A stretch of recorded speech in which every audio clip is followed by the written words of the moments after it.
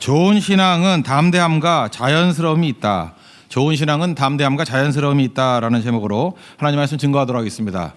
히브리서 11장은 믿음장이라 그러는데 믿음의 조상들이 승리했던 모습들이 쭉 나옵니다. 보면 부럽죠, 놀랍죠, 감탄이 나오죠. 거기 머무르지 말고 그 핵심은 뭐냐면 12장 넘어가서 이제 우리가 그 싸움을 싸워야 된다는 거예요. 내게 주어진 싸움이 있다는 것입니다. 우리에게 주어진 경주가 있다는 것입니다. 그러니까 우리도 믿음을 가지고 승리하는 자가 되어야 될 뿐만 아니라 예수님을 알기 때문에 우리는 믿음의 완성이 되는 존재다, 이걸 말해주고 있습니다. 그래서 첫 번째, 두 번에 살폈죠. 그러면 어떻게 하면 우리가 경주에서 이기는 자가 될 수 있느냐? 단순함과 인내가 있어야 된다라는 것이 1, 2, 3절이었고, 또 4절부터 13절까지 내용은 뭐였습니까? 훈련 없이는 훌륭해지지 않는다는 거죠. 친아들은 훈련시킨다는 거예요. 사상자가 아니면은. 그래서 인내를 배워야 승리할 수 있다. 오늘 파트는 뭐냐 하면은 이제 옆에 있는 코치가 이제 무기를 주는 거예요. 이거 붙들어, 뭐 그런 거 있잖아요. 지침.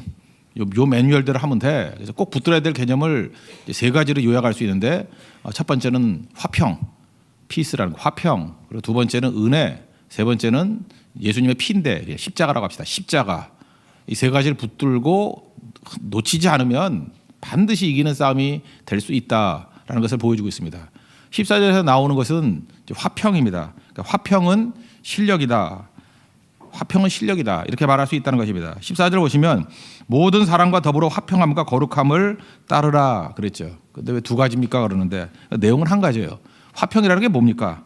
이게 화평이 하모니거든요. 조화를 이루는 거. 오늘 우리 성가대 찬양을 했는데 뭐 앞부분은 모르지만 마지막에는 화음이 잘 이루어졌죠. 예. 그러니까 기분이 되게 좋죠. 예, 화음이 하모니라는 게 그런 거예요. 이게 화음을 잘 이루는 거. 화음을 잘 이루기 위해서 필요한 거는 뭐냐면 각 파트마다 자기 소리를 낼 수 있는 실력이 있어야 돼요. 근데 자기 소리만 내면은 되는 게 아니고 그 다음 단계인데, 하모니가 되기 위해서는 남의 소리를 들어야 돼요. 그러니까 남의 소리를 못 들으면 절대 하모니 못 합니다. 그러니까 음치라 그러죠, 그걸.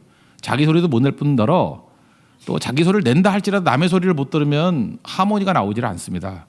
그래서 화평은 뭐냐 하면은 조화란 뜻이에요. 그러니까 실력을 갖춰야 된다라는 것입니다. 그래서 그 서양에서 교육받을 때 보면 반드시 두 가지를 합니다. 합창 교육이에요. 그래서 여러분들 웬만하면 이게 지휘자 나와가지고 우리 전교인이 합창하는 것도 괜찮아요. 합창하다 보면은 하나됨을 느껴요. 각 파트마다 자기 소리를 내야 되고 실력. 또 하나는 다른 사람의 소리를 듣는 거. 그래서 합창하는 것을 통해 가지고 이 하나됨을 배울 수 있는 좋은 기회가 됩니다. 또 하나는 단체 운동 경기예요. 그래서 대학교 들어갈 때도 보면은 운동 경기 경력이 있는 사람들을 우선으로 뽑아줍니다. 왜냐하면 이 사람은 하모니가 뭔지를 아는 사람이기 때문에. 지금 교회 안에서도 문제가 무엇입니까? 많은 사람들이 인격적인 문제가 있다 그러는데 혼자서는 잘해요. 근데 공동체에 들어가는 걸 너무너무 힘들어하는 사람이 있죠. 선교는 가고 싶어요. 근데 사람이 두렵다 그러잖아요. 그 왜 그렇죠? 화평함이 뭔지를 몰라서 그렇다니까요. 화평이 실력인데. 화평이 이 조화를 이루는 거기 때문에 실력이라 그러는데, 이건 아까도 얘기했잖아요. 다른 사람의 소리를 들어야 된다고. 이건 압도적인 실력입니다. 제가 옛날에도 한번 경험했던 적이 있었는데, 자금성에 우리 그 막내딸 어렸을 때였어요. 초등학교 한 5학년 때, 6학년 때가 한번 가족끼리 갔던 적이 있거든요. 근데 얘가 이제 달리기를 되게 잘해요, 이 둘째가. 그래서 뭐 자신만만한가, 교만이 뭐 하늘을 찌릿했어요. 자기가 뭐 이길 수 있다고. 초등학교 6학년 때 저하고 자금성에서 되게 넓거든요. 저 끝에까지 한 100m쯤 되는데 시합을 하재요. 뛰었습니다. 누가 이겼겠어요? 물론 제가 이기죠. 근데 져줬어요, 사실은. 예, 그래서 첫 번째는 걔가 이겼어요. 그러니까 되게 재밌어 하지 않습니까? 한번 또 하재요. 아주 코를 납작하게 만들려고. 그럼 내가 질 수 있나요? 그래서 제가 이겼죠. 두 번째 1대1. 그러니까 얘가 씩씩 화가 났어요. 그래서 한 번 더 하재요. 그럼 세 번째 제가 이겼겠습니까? 졌겠습니까? 예, 이겼으면 아빠가 아니죠. 예. 져준 거예요. 그때 제가 느꼈던 게 그거였어요. 그때 칼럼도 하나 썼었는데, 진정한 실력이라는 건 뭐냐면 이기는 게 실력이 아니고 이기고 싶을 때 이기고 지고 싶을 때 지는 게 실력이라고. 실력은 그런 거예요. 여러분들 직장을 전쟁터다 그러는 사람은 하수예요. 직장이 왜 전쟁터예요? 그보다 더 압도적이 돼야 돼요.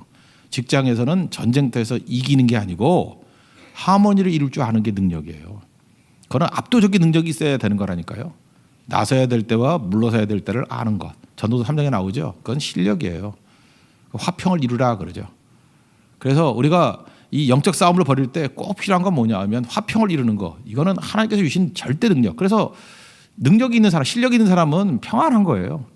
그리고 이겨야 될 때 이기는 거고 져야 될 때 져주는 거고. 예수님이 화평의 왕이시잖아요. 평화의 왕이시잖아요. 그러니까 예수님은 이겨야 될 때 이기시고 물러서야 될 때 물러서시고 예수님에 가서 힘이 느껴지지 않습니까? 그게 능력이라는 것입니다. 근데 그 옆에 거룩이 나오죠. 거룩은 뭐예요? 구별됨이라 그러는데 이걸 또 잘못 오해해가지고 평화주의, 그냥 무조건 평화주의자가 좋은 거라고 생각하는 경우가 있다라는 거예요. 근데 반드시 평화는, 조화를 이루는 것은 거룩을 전제해야 된다. 거룩은 구별됨이거든요. 구별됨이 뭡니까? 어떤 사람은 세상 사람들과 살 때에도 너무 평화롭게만 잘 사는 거예요. 그래서 믿음도 저버리고 뭐 술집 가면 술 마시고 뭐 딴 데 가면 죄질 땐 같이 죄 짓고 조화가 너무 잘 이루어져요. 어딜 가나. 왜냐하면 코드가 여러 개이기 때문에. 그죠? 세상 코드도 맞고 교회 코드도 맞고. 이거를 피스메이커라고 누가 얘기할 수 있겠어요? 이건 거룩이 없는 거죠. 구별됨이 없는 거죠. 그래서 반드시 평화로워야 되는데 구별됨이 있어야 된다고요. 부부지간에도 마찬가지입니다. 남편과 아내가 의견이 맞지가 않아요. 왜 맞지 않느냐면 한 사람은 헌신하자고 한 사람은 헌신하지 말자. 그러면 평화가 좋은 거야. 좋은 게 좋은 거야. 따라가면은 그거는 화평은 있지만 거룩이 없는 거죠. 누가 그렇게 살래요? 그래서 거룩은 기준을 지키면서 화평을 이루는 거예요. 그래서 예수님께서 이런 말씀하신 거 기억나시죠? 내가 뭐 화평을 주러 이 땅에 온 지 아느냐? 들으라는 거예요. 거룩 얘기하는 거예요 지금. 내가 불을 던지러 왔다고. 그래서 부부가 싸우고 부모와 자식이 싸우고 뭐 시부모와 싸우고 뭐 이런 얘기가 나오지 않아요? 이게 무슨 얘기예요? 거룩 없는 화평은 엉터리라는 거예요. 그래서 화평과 거룩을 이루라는 거예요. 이건 압도적인 실력입니다. 그래서 우리가 하나님 앞에 영적인 충만한 능력이 있으면 그 사람을 중심으로, 이 복음을 중심으로 세상이 변화가 돼야 돼요. 그걸 복음화라 그래요. 복음이 세상에 들어가는 거를 복음화라 그래요. 근데 화평만 이루고 세상의 교회로 들어오는 걸 뭐라 그래요? 세속화라 그래요. 지금 우리 많은 교회들 보면요, 이렇게 평화주의자들 되게 많아요. 사회와 잘 어울려 살아야 된다고.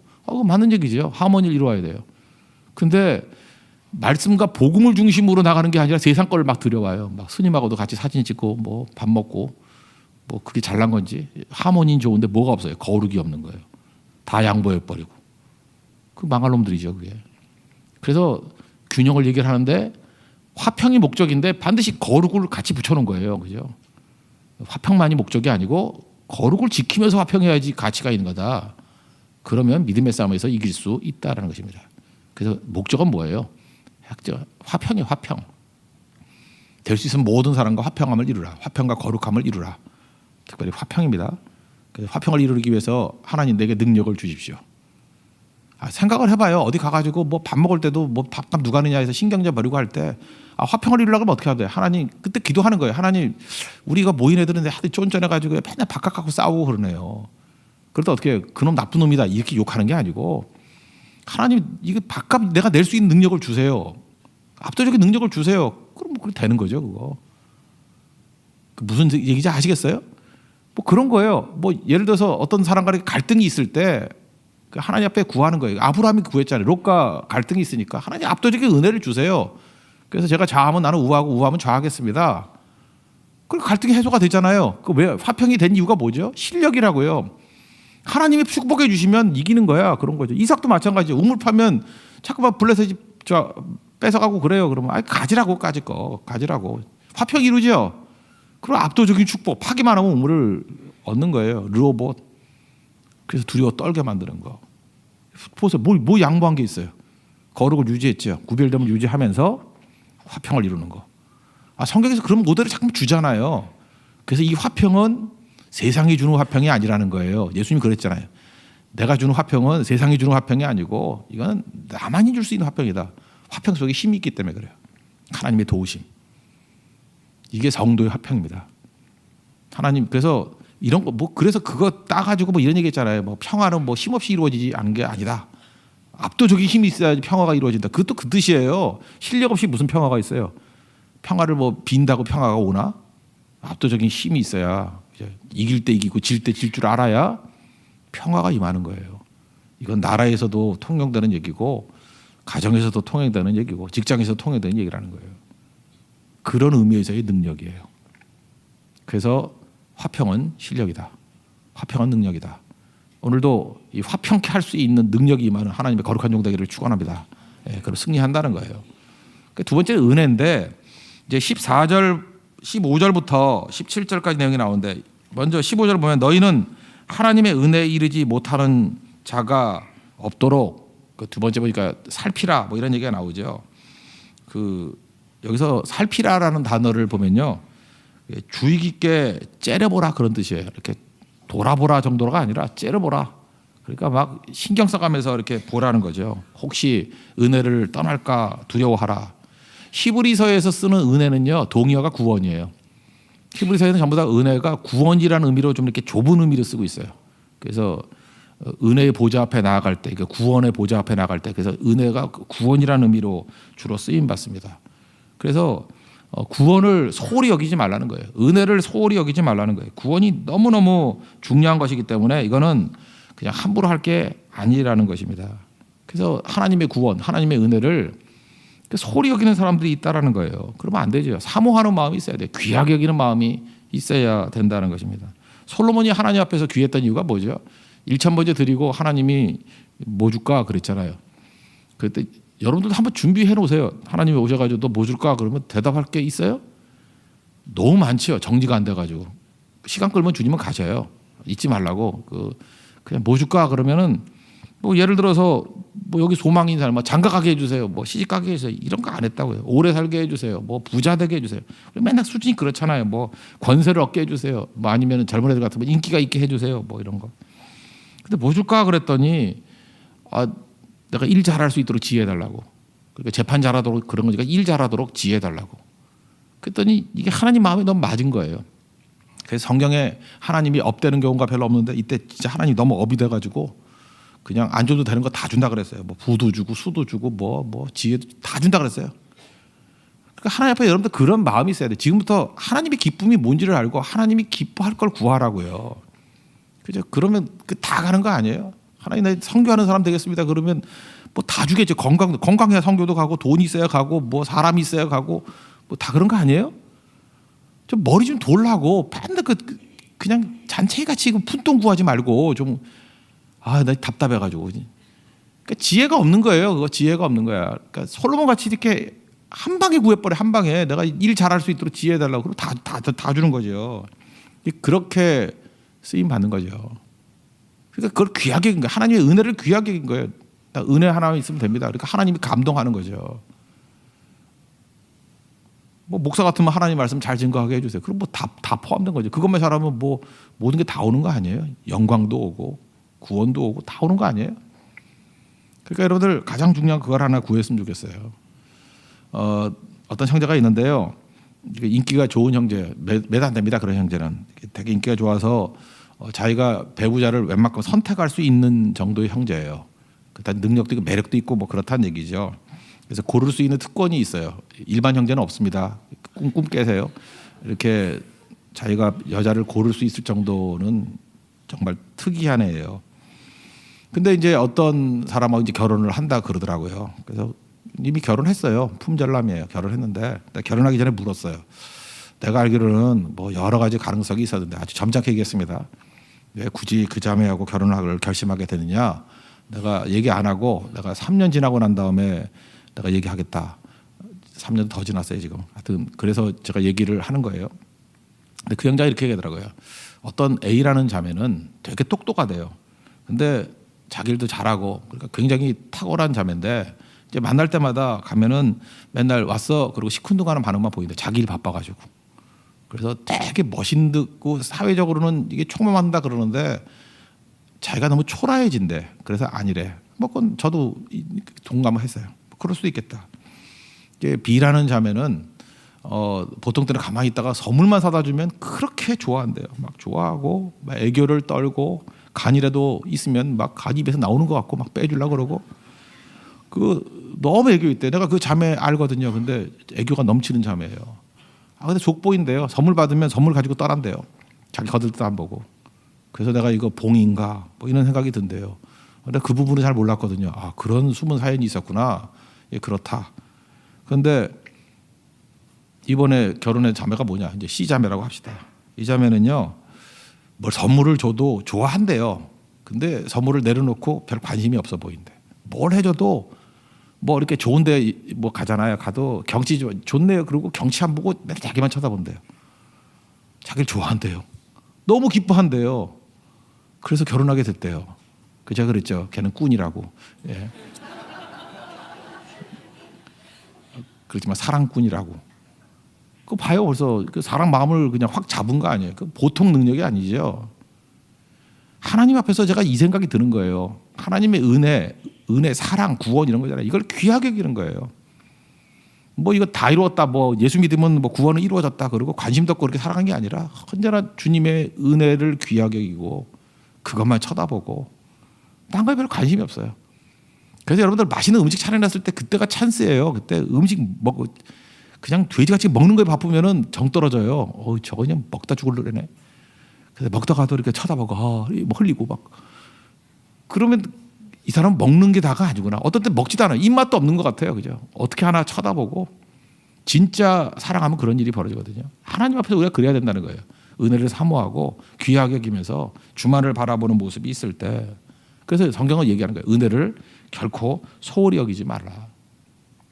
예를 드는데 에서를 들어요. 에서가 장자권이라는 게 대단한 거 아닙니까? 장자는요 유산도 세 가지 특권인데 유산도 2배로 받고 그 다음에 아버지가 돌아가시면 가정의 리더십, 지도력도 이어받아요. 그리고 영적인 축복을 이어받아요. 그래서 장자권이라는 건 되게 중요한 거거든요. 근데 배고프다고 팥죽 한 그릇에 장자권을 팔아먹었대. 여기서 망령된 일을 했다. 망령된 자란 뜻은 뭐냐면 문지방을 밟다란 뜻이에요. 여러분 집 지나가다 보면 제일 많이 밟히는 데가 어디예요? 문지방이죠.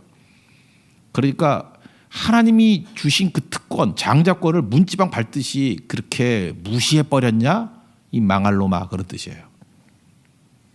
우리도 알게 모르게 제가 어떤 미국 LA 남쪽에 있는 그 토렌스에 있던 어떤 그 성도 가정 얘기를 했죠. 하버드 나온 아들이 있는데 목사님 찾아가지고 한다는 얘기가 이 하버드까지 나온 애가 글쎄 그 하찮은 선교사를 하려 그래요. 근데 듣기만 해도 내가 마음이 아픈데 하나님 마음이 얼마나 아플까? 선교사를 하찮은 선교사라고 그러고 있잖아요. 하나님 은혜를 소홀히 여기고 에서하고 다를 게 뭐가 있어? 그냥 마음속에 욕심만 있고 하나님의 것을 갖다 이렇게 하찮게 여기는 거예요. 하찮게 여기는 거. 그러면 져요. 싸움에서. 뭘 하고 안 하고의 문제가 아니라 하나님의 것을 귀하게 여기고 예배를 귀하게 여기고 뭐 예를 들어서 수요일날 예배가 있고 뭐 무슨 중요 모임이 있다 그러면 나는 예배 갈게. 그럼 하나님 얼마나 기뻐하시겠어요. 뭐 하다못해 그냥 뷔페만 불러줘도 그냥 5만 원짜리 뷔페만 불러줘도 그냥 먹으러 가야지. 예배는 무슨 예배야. 그 애서예요. 그게 애서. 새벽에도 마찬가지예요. 무슨 뭐 누가 뭐 만나자 조찬 모임 있다 그러면 거기 가기 바빠가지고 하나님께 더 귀하게 그러니까 삶에서 그렇게 쌓여야 된다고요. 은혜를 소홀히 여기지 말아라. 이거는 뭐하고 똑같으냐면 한눈 파는 거하고 똑같아요. 그래서 그 다음에 나오는 게 여기에 그 쓴뿌리와 음행을 같이 얘기한 거예요. 이게 에서가 한 행동을 쓴뿌리라 그러는 거예요. 쓴뿌리. 그 쓴뿌리라고 말하는 것은 신명기 29장 18절의 인용이거든요. 이 쓴뿌리는 100% 이거는 우상숭배예요. 그래서 우리 쓴뿌리가 자랐다 그럴 때 뭐 심리학이 요즘에 많이 돼가지고 뭐 마음의 상처, 트라우마 이런 걸 잠깐 쓴뿌리라 그러는데 성경에서 말하는 쓴뿌리는요 신명기 29장 18절이에요. 우상숭배하는 자들은 그죠? 내가 그들을 염려한다. 그러면서 뒤에 이렇게 나와요. 독초와 쑥의 뿌리가 너희 속에 생겨서 우상숭배하면 독초와 쑥의 뿌리 이게 쓴뿌리거든요. 쓴뿌리가 생겨서 어려워진다라는 거예요. 우상숭배가 무엇입니까? 하나님도 섬기면서 한눈 파는 거예요. 제가 어떤 커플이 대판 싸운 거를 한번 중재한 적이 있어요.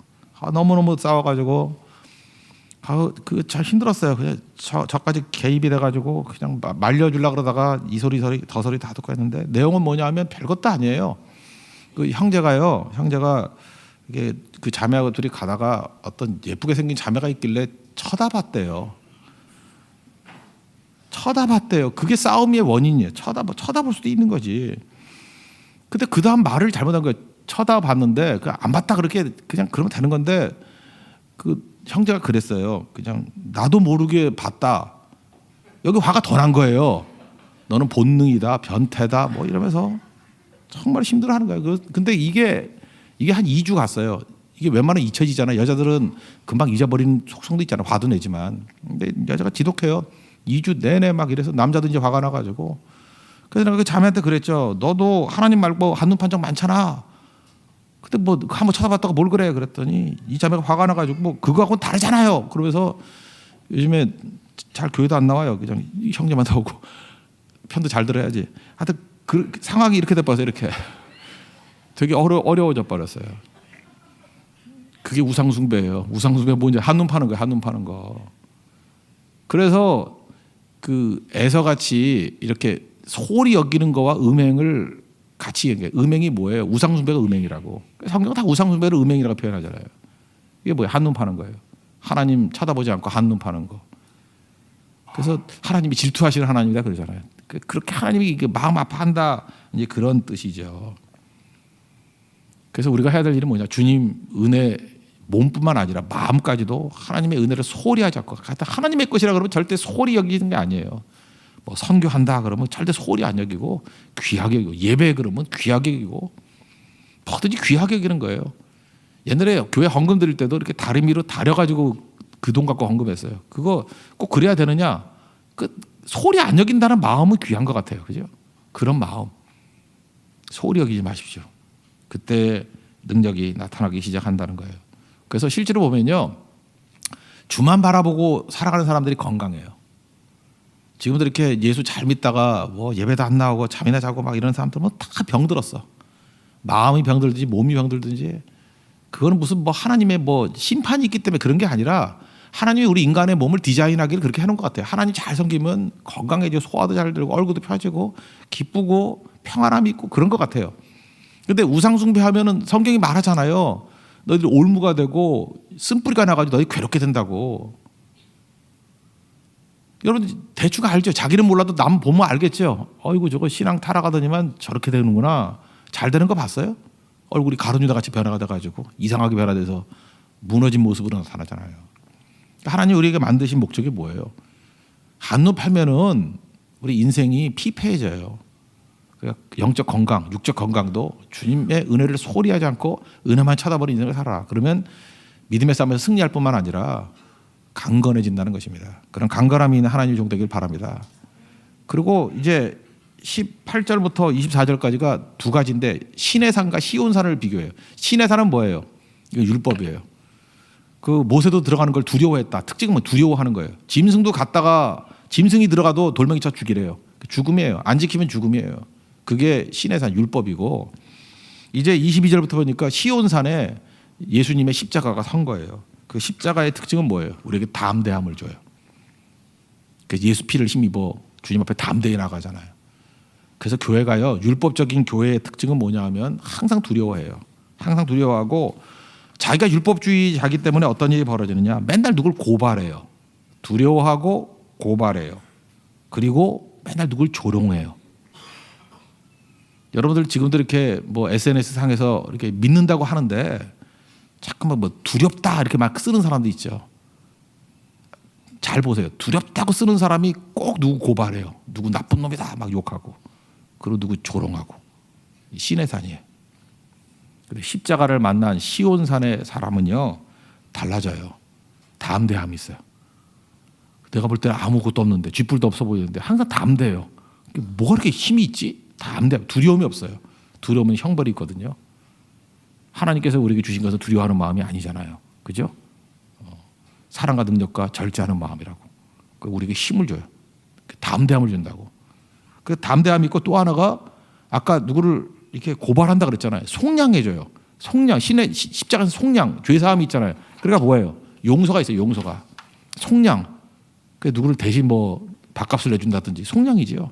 누구를 건져준다든지 구원해준다든지 용서해준다든지 이게 속량이에요. 속량. 속량이 있고요. 십자가에서 마지막 나오는 건 뭐냐 하면은 치유가 있어요.